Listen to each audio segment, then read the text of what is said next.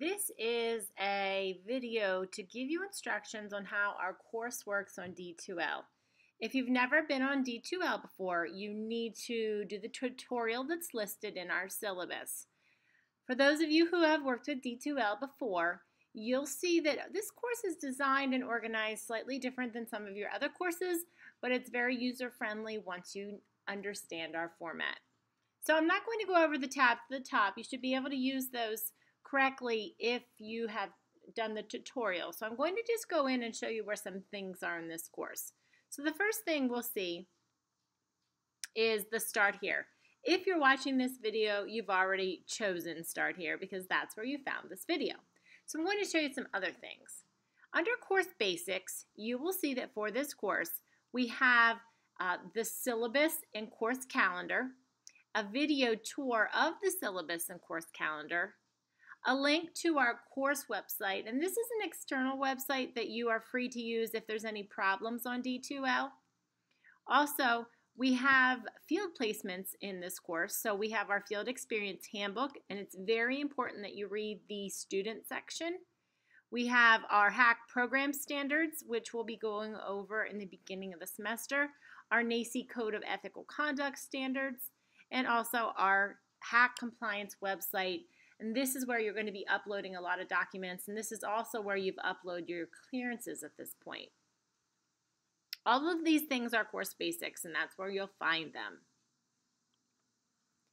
Our next folder is projects and rubrics, and these are all the projects that you'll find for the semester.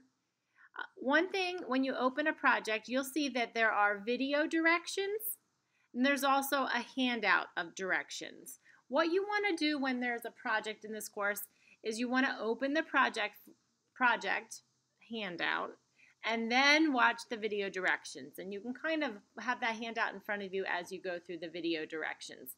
I would advise printing out the project directions every time you have a new project. I like to work with hard copies, and reading something on a screen is sometimes tricky for me to get everything. So I like to print it out and then watch the video directions. Some projects have samples, and always there is a Dropbox associated with the project. Now, this advocacy project is also found in the week that it's going to be introduced, and the Dropbox will be located also in the week where it's due. So there's always two places for projects. One is right here in this folder, and one is more associated to the introduction and the due date. But you can go either place to find them. I'm not going to go into any of the other projects, but they're always located there. We have an Ask a Question discussion board. If you have any questions for this course, I would advise you may put them on our Facebook page. That's probably the quickest way to get an answer, unless you want to email me or text me. But if you want to just put a question out to the group, it's probably fastest to use Facebook. But if you are not comfortable with Facebook and you want to keep it in D2L, we have a board for general questions, questions about presentations, and questions about projects. And if you post something here, one of your peers or myself will answer you. Last is everything else in our course, and that is going to be determined on a weekly basis. And we have basically 15 weeks. Our folders here are a little bit different right now, but they'll be changed by the time you view this course. When you go into a week, you'll see there's always a direction video at the top. You want to watch that direction video because it's going to tell you what to do in the presentation and what's going to be assignments. It just walks you through that. Then we have our presentation files. And it's usually just one thing in there. Once in a while, there's a couple more. But I am going to open this for you. You'll get this soon when you go into Chapter 1 anyway. But when we open up our presentations, all of your presentations will be in Google Slides. And it used to be that you could just click right here where it says Google Slides, and it would open up into a big window. So a couple things that are really important with this course. Because we're using Google Slides, you want to be using Google Chrome as your browser. If you're using another browser, you may run into problems, and Google's been temperamental lately, so really make sure you're viewing things in Chrome. The next thing you want to do is you don't want to watch a presentation that is this small. That's just not going to be effective for you. So there's a couple things that we can do. the first thing we can do is make it larger.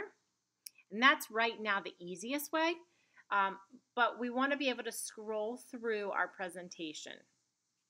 So don't hit play because that'll be a timed screen. You want to just use the arrows to go to the next slide and the next slide and the next slide. So this is what your presentations will look like. Some of the presentations will have audio components or video components, like this one has video right here in it.